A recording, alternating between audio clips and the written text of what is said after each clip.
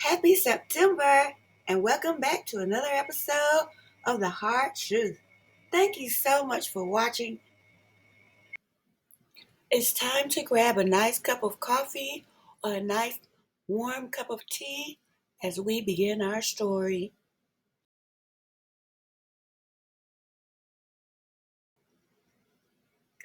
There are only three ways that Brian Kohberger can explain the allegations that his DNA was found at the crime scene at 1122 King Road regarding the Idaho 4 murders.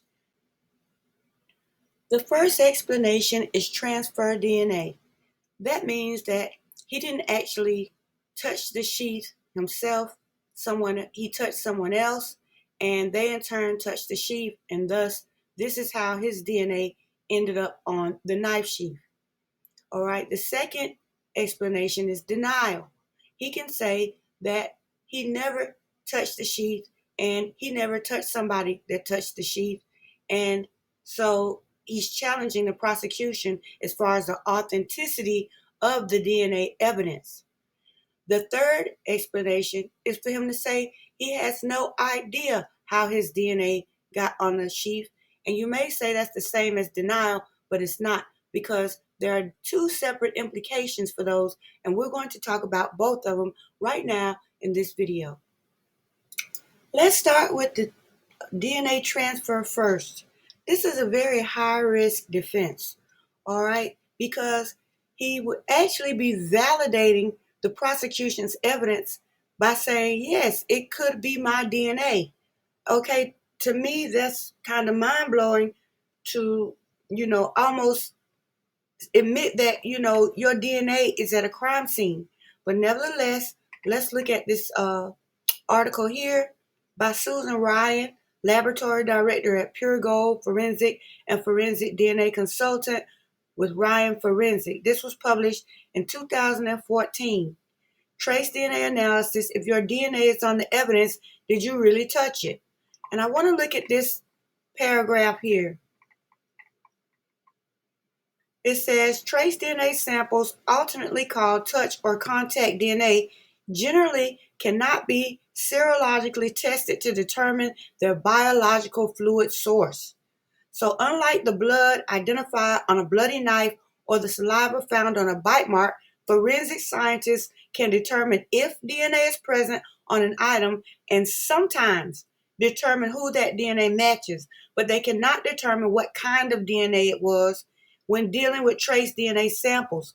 The biological fluid source of the DNA could be dilute blood, saliva, skin cells, mucus, sweat, urine, feces, tears, vaginal fluid, or some combination thereof, if the evidence is submitted as touch DNA swab. That's very powerful. All right. They're saying it's sometimes it's iffy to try to determine who the DNA belongs to. Okay. And if you do determine, you can't tell whether it was sweat or saliva or what. So this makes the test results very ambiguous. Even if you do say that you identified the person, okay, you still can't say how it got there. And I think that's very, very important for this case. Now let's go down a little bit. And it says, due to the fact that DNA results can be obtained from such minuscule amounts of DNA, and it is not often possible to determine the biological material source of the DNA, not to mention the fact that investigators are submitting more and more varied items of evidence for analysis, the possibility of an advantageous DNA match is more likely than in the recent past. Journal research dealing with DNA transfer confirms that Edmund Lacard stated over 60 years ago, every contact leaves a trace. This is the basis behind all of the forensic disciplines, from fingerprints to trace evidence to DNA. The trace of DNA needed to be left behind to be detectable keeps decreasing.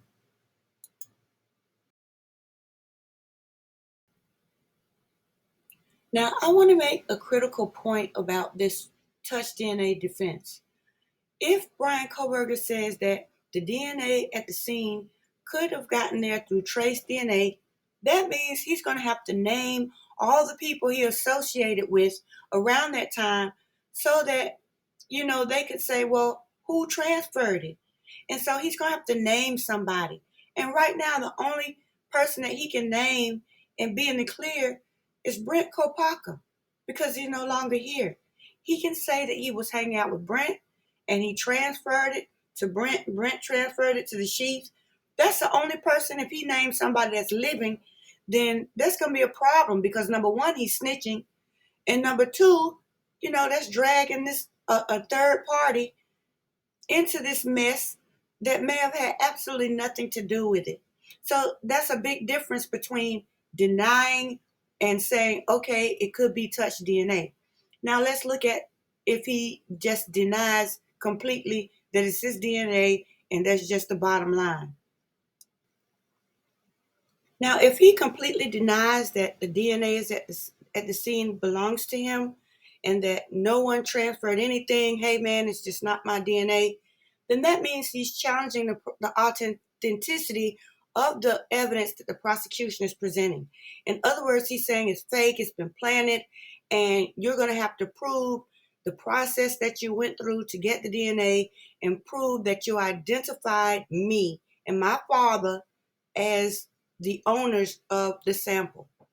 Now, I want to ask you, which one of these do you think Brian Kohberger is going to say?